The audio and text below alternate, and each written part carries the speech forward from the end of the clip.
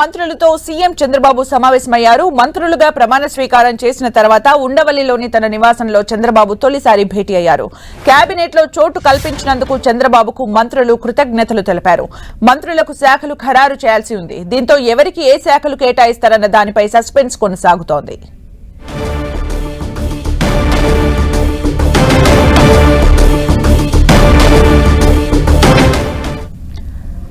Right, నూతనంగా ఏర్పడిన cabinet ministers తో చంద్రబాబు నాయుడు భేటీ జరుగుతోంది. మంత్రులకు శాఖలు ఖరారు చేయడంపై సస్పెన్స్ ఇంకా కొనసాగుతోంది. ఎవరికి ఏ శాఖలు కేటాయిస్తారన్న దానిపై ఉత్కంఠ కొనసాగుతూనే ఉంది. అయితే భేటీ కొనసాగుతోంది. కొత్తగా ప్రమాణం చేసిన మంత్రులతో సీఎం చంద్రబాబు భేటీ అయ్యారు. కొత్తగా ప్రమాణం చేసిన మంత్రులు సీఎం కు కృతజ్ఞతలు తెలిపారు. ఉండవల్లిలోని తన నివాసంలో చంద్రబాబు నాయుడు సమావేశం నిర్వహిస్తున్నారు. ప్రమాణ స్వీకారం చేసిన వారితో చంద్రబాబు తొలి భేటీ ఇది. అయితే కేబినెట్ లో చోటు కల్పించినందుకు చంద్రబాబుకు మంత్రులు కృతజ్ఞతలు తెలిపారు. ఎవరికి ఏ శాఖలు కేటాయిస్తారు అని దానిపై ఇంకా సస్పెన్స్ కొనసాగుతూ ఉంది.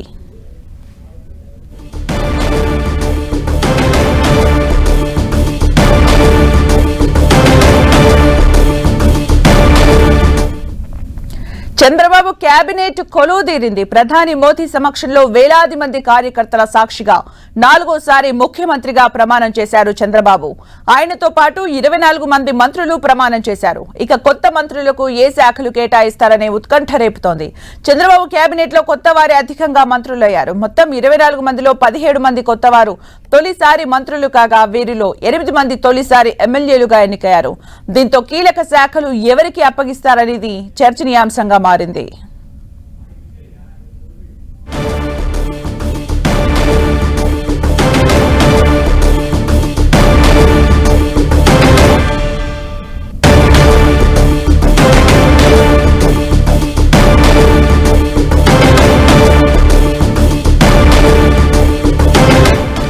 ఏపీలో మంత్రులతో సీఎం చంద్రబాబు సమావేశమయ్యారు. మంత్రులుగా ప్రమాణ స్వీకారం చేసిన తర్వాత ఉండవల్లిలోని తన నివాసంలో చంద్రబాబు తొలిసారి భేటీ అయ్యారు.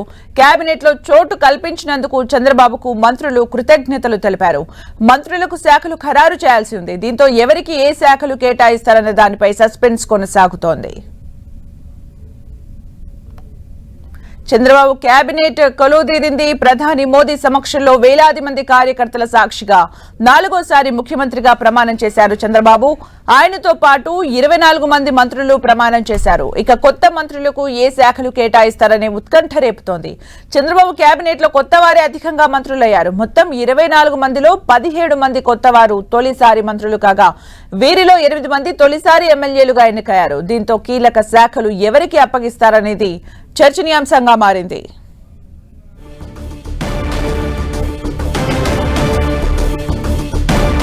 ఇక ఈ భేటీకి సంబంధించి మరిన్ని అప్డేట్స్ మా ప్రతినిధి రవిచంద్ అందిస్తారు. రవిచంద్. సుమిత్ర, టీడీపీ అధినేత చంద్రబాబు రాష్ట్ర ముఖ్యమంత్రిగా మధ్యాహ్నమే ప్రమాణ స్వీకారం చేశారు. అనంతరం తనతో పాటు కేబినెట్ మంత్రులుగా కూడా సీనియర్ నేతలంతా కూడా ప్రమాణ స్వీకారం చేశారు. అనంతరం వారిని అందరం కూడా తన నివాసానికి ఆహ్వానించి కీలక చర్చలు జరిపారు. ఎందుకంటే రేపు సచివాలయం కూడా వెళ్తున్నారు. తన హామీలు ఇచ్చిన మొదటి హామీలకి సంతకాలు కూడా రేపు పెట్టబోతున్నారు. ఈ మొత్తానికి ఇప్పుడు వరకైతే శాఖలపై ఒక క్లారిటీ రాలేదు. మంత్రులుగా కూడా చాలా సీనియర్ నేతలంతా కూడా ఉన్నారు. అయితే మనతో ఎన్ఎండి ఫరూక్ ఉన్నారు.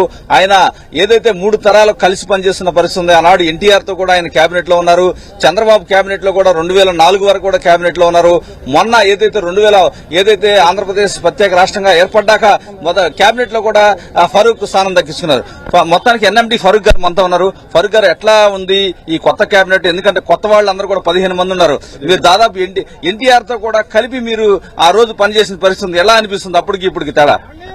ఇవాళ ప్రమాణ స్వీకారం చేశాము. కొత్త వాళ్ళు దాదాపుగా 17 మంది ఉన్నారు. అందులో పాత వాళ్ళు నేను అందరికన్నా సీనియర్ను.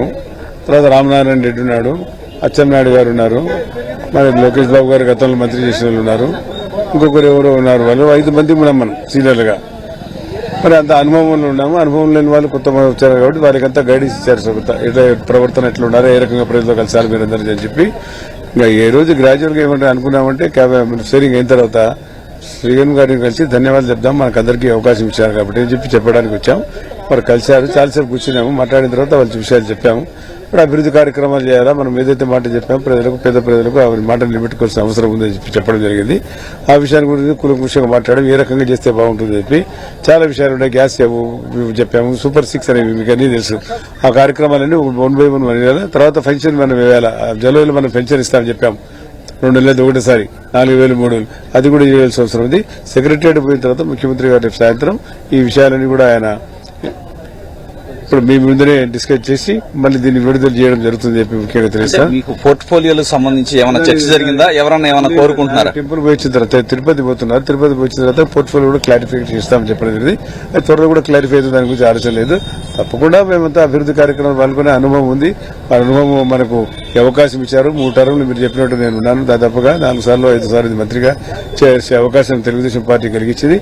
కాబట్టి ఇప్పుడు మైనార్టీలో నమ్మకం కోల్పోయినాడు ఆయన జగన్ రెడ్డి గారు. ఏ కార్యక్రమం చేయలేదు. దాదాపుగా ముస్లింస్ మీద చాలా మంది అట్రాసిటీ జరిగినాయి. వాళ్ళ మీద ఏ రకం నంద్యాలలో జరిగింది. అసలు అబ్దుల్ సలాం మీకు తెలుసు, రైల్వే ట్రాక్ మీద పిల్లలు కాళ్ళు చేతులు కట్టేసి భార్యాభర్తలు కూడా రైలు ట్రాక్ కింద పడి చనిపోయిన సంగతి మీకు అందరికీ తెలుసు. ఇలాంటి సంఘటనలు రాష్ట్రంలో ఎన్నో జరిగినాయి. అభివృద్ధి కార్యక్రమం ఏం పట్టించుకోలేదు. ఏ పథకాలు మేమైతే ఇంట్రడ్యూస్ చేసి ఆ పథకాలను సర్వనాశనం చేశాడు. మేజర్ గా పేదవారి ఆడబిడ్డలు, ముస్లింస్ పేదలుగా చాలా మంది ఫరూక్ గారు, మైనార్టీలకు మీరు పెద్ద దిక్కుగా ఉన్నారు. రాష్ట్రంలో సుదీర్ఘ కాలంగా వారి సమస్యల గురించి మీరు ప్రయత్నిస్తూ ఉన్నారు సాల్వ్ చేయడానికి. కానీ ఇప్పుడు గత 5 ఏళ్లలో మైనార్టీలు జరిగిన అన్యాయాల గురించి చెప్తున్నారు. ఏమైనా మీరు విచారణ కావచ్చు, ఏమైనా కోరుకుంటున్నారా దానికి సంబంధించి? మేము దాన్ని ఇప్పుడు జగన్ గారు ఉన్నప్పుడు మేము ఉన్నప్పుడు 50,000 ఇచ్చాం తులం పథకం. ఎందుకంటే దాదాపుగా మీలాంటి జర్నలిస్టులు హైదరాబాద్ ఉన్నప్పుడు చంద్రబాబు నాయుడు గారికి ఒక రిప్రజెంటేషన్ ఇచ్చాను నేను మంత్రిగా ఉన్నప్పుడు. సార్, ముస్లిం మైనార్టీలో చాలా మంది పేద బిడ్డలు ఉన్నారు, పెళ్లిలు కాలేకుండా ఆర్థికంగా చితికిపోయినారు. ప్రభుత్వం తరఫు నుంచి ఏదైనా ఆర్థికంగా సాయం చేయండి అని చెప్పి ఆ సియాసత్ పేపర్, ఉర్దూ పేపర్ మీకు తెలుసు, ఆయన జాయద్ అలీ ఖాన్ గారు ఒక రిపోర్ట్ ఇచ్చారు. ఇంతమందికి హైదరాబాద్ లో కానీ రాష్ట్రంలో కానీ పెళ్లిలు కాక చాలా మంది నిలబడిపోయారంటే అప్పుడు ఆ స్కీమ్ ఇంట్రడ్యూస్ చేద్దామని చెప్పి చంద్రబాబు నాయుడు గారు స్కీమ్ ఇంట్రడ్యూస్ చేశాం. మనం 50,000 ఇస్తూ వచ్చాం. ఈయన ₹1,00,000 ఇస్తామని చెప్పి పాదయాత్ర చేసుకుంటూ రోడ్ల మీద ముద్దులు పెట్టుకుంటూ వాళ్ళకు ఆశీర్వదించుకుంటూ వికలి చేష్టం చేశాడు. కానీ దాన్ని ఇంప్లిమెంట్ చేయలేదు. గత సంవత్సరం అంటే 2003లో అక్టోబర్లో దాన్ని ప్రవేశపెట్టాడు. ₹1,00,000 సార్ 2,000 మందికి, 3,000 మందికి, 4,000 మందికి ఇచ్చారు. మనం దాదాపు 50,000-60,000 మందికి ఇచ్చాం. కాబట్టి ఆ స్కీమ్ ఆయన ఇంట్రడ్యూస్ చేయలేదు. తర్వాత మైనార్టీ ఫైనాన్స్ కార్పొరేషన్ ఏర్పాటు చేసాం ఎన్టీ రామారావు గారు అప్పుడు. దానికి సెల్ఫ్ ఎంప్లాయ్మెంట్ స్కీమ్స్ కు, ఎంప్లాయ్మెంట్ జనరేషన్ కోసం ఇచ్చాం. ఎక్కడ ₹1 ఇవ్వలేదు ఎవరు కూడా. మన బాగోగుల కోసం ఇది ఆటోలో లేకపోతే కారులో ఏదో మన లోన్ల కింద ఇచ్చి మన బాగుపడేపాటు చేయడానికి చేసేవారు. ఆ కార్యక్రమాలకు మొత్తం నిలబడిపోయినాయి. కాబట్టి ఇటువంటి కార్యక్రమాలు జరిగినాయి. కాబట్టి మైనార్టీలో ఒక మార్పు వచ్చింది. లేదు చంద్రబాబు రావాలా, చంద్రబాబు వస్తేనే అభివృద్ధి చెందుతుంది చెప్పి కూటమిని చూడలేదు, ఎవరిని చూడలేదు. చంద్రబాబు చూశారు, జగన్ అదే పవన్ గారిని చూశారు, పవన్ వచ్చారు. అదే కాక కేంద్ర ప్రభుత్వంతో కూడా కలిస్తే ఏదైనా నిధులు వస్తాయని చెప్పి ఆలోచనతో మళ్ళా ఇంకొకసారి రిపీట్ చేసి ఈరోజు కేంద్ర ప్రభుత్వం కలిసాం. కూటమి బ్రహ్మాండంగా ఉంది, తప్పకుండా ఫండ్స్ వస్తాయి ఆశ ఉంది. కాబట్టి ఆ నమ్మకంతో ఈరోజు మైనార్టీలు విపరీతంగా ఓట్లు వేసి గెలిపించడం జరిగింది. Thank you very much. Okay అండి, ఫరూక్ గారు చెప్తూ ఉన్నారు ఏదైతే మైనార్టీలకి గత ప్రభుత్వంలో అన్యాయం జరిగిందని చెప్తున్నారు. ఏ విధంగా గత ప్రభుత్వంలో మైనార్టీలకి జరిగిన మోసం గురించి చెప్తున్నారు. చాలా మంది మంత్రులు అయితే వస్తూ ఉన్నారు. చంద్రబాబు నివాసం మొత్తానికి మంత్రులంతా కూడా ఇప్పుడే నివాసం నుంచి బయటకు వెళ్లారు. అయితే ఈ రోజు శాఖల కేటాయింపు లేదనేది స్పష్టమైన నేపథ్యంలో కొంతమంది అయితే వెళ్లిపోయారు నివాసం నుంచి. అయితే రేపు అయితే శాఖలో ఎవరికి ఏ శాఖ కేటాయించారో రేపు స్పష్టత వచ్చే అవకాశం ఉంది. చంద్రబాబు నివాసం వద్ద అయితే అందరూ కూడా నేతలంతా కూడా వస్తూ ఉన్నారు. ఇంకా కొంతమంది మంత్రులు కూడా మొత్తానికి మంత్రులంతా కూడా ఒక్కొక్కరు బయటకు వస్తున్నారు. బీసీ జనార్దన్ రెడ్డి ఇక్కడ మాట్లాడే ప్రయత్నం చేద్దాం. బీసీ జనార్దన్ రెడ్డి గారు ఎక్కడికే మళ్ళీ మీరు ఏదైతే బీసీ జనార్దన్ రెడ్డి మంత్రి అక్కడ కనిపిస్తూ ఉన్నారు. మొత్తానికి ఏదైతే మంత్రులంతా కూడా ఇప్పుడు వరకు చర్చించారు. ఎట్టి పరిస్థితుల్లో కూడా శాఖలు అనేది ఈ రోజు అయితే వచ్చే అవకాశం లేదు. రేపు శాఖలో కేటాయించే అవకాశం అయితే స్పష్టంగా కనిపిస్తూ ఉంది.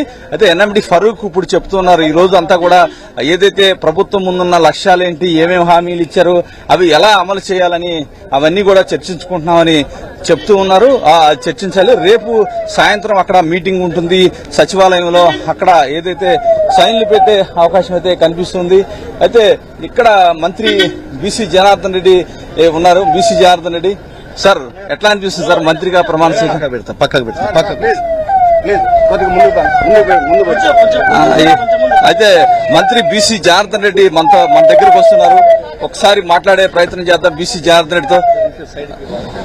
మొత్తానికి మంత్రులంతా కూడా ఇప్పుడిప్పుడే అందరూ కూడా ఒక్కొక్కరుగా బయటికి వెళ్తున్నారు. శాఖల కేటాయింపు ఈ రోజు లేదు. అయితే బీసీ జనార్దన్ రెడ్డి మొదటిసారి కేబినెట్ లో ఆయన చేరడం జరిగింది.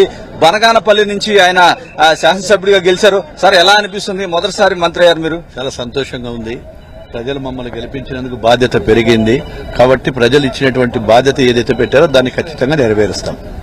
అంటే ఈ రోజు జరిగిన మీటింగ్ ఏంటి? ఏమైనా శాఖల గురించి ఏమైనా చర్చ గురించి ఏం జరగలేదు. మేము కృతజ్ఞతా భావంతో వారికి సంతోషంగా వారికి మేమైతే ఉన్నాయో ధన్యవాదాలు తెలియజేయడం మాత్రం జరిగింది. Thank you. అదే అంటే కర్నూలు జిల్లా ముందు ఎటువంటి అభివృద్ధి లక్ష్యం ఉంది మీ కర్నూలు జిల్లా? రేపు జరగబోయే టైంలో చెప్తాను, మళ్ళీ నెక్స్ట్ టైం చెప్తాను. అయితే ఇక్కడ బీసీ జనార్దన్ రెడ్డి కూడా చెప్తూ ఉన్నారు. అందరూ కూడా చాలా ఆనందోత్సాహాలు అయితే వ్యక్తం చేస్తూ ఉన్నారు. ఏదైనా కేబినెట్ లో శాఖ అయితే ఇప్పుడు వరకు కూడా ఖరారు కాలేదు, కానీ మొత్తానికి మంత్రివర్గంలో బెర్త్ అయితే దక్కింది. శాఖల గురించి రేపటి వరకు ఆవాల్సిందనే టెన్షన్ అయితే వీరికి కనిపిస్తుంది. ఏది ఏమైనా ఆ జిల్లా అభివృద్ధి తమకు ప్రాధాన్యమని చెప్పి మంత్రులంతా కూడా చెప్తున్నారు. చంద్రబాబు కూడా వీరందరూ కూడా హితబోధ చేశారు. Right, thank you Ravichand for the updates. మొత్తానికి కేబినెట్ భేటీ ముగిసింది. మంత్రులందరూ కూడా అక్కడి నుంచి వెళ్తున్న సందర్భాన్ని మనం చూసాం. ఇప్పుడైతే కేవలం కృతజ్ఞత భావాన్ని తెలియజేయడానికి మాత్రమే భేటీ జరిగినట్టుగా తెలుస్తోంది. శాఖల కేటాయింపు పైన అయితే ఇంకా క్లారిటీ రాలేదు.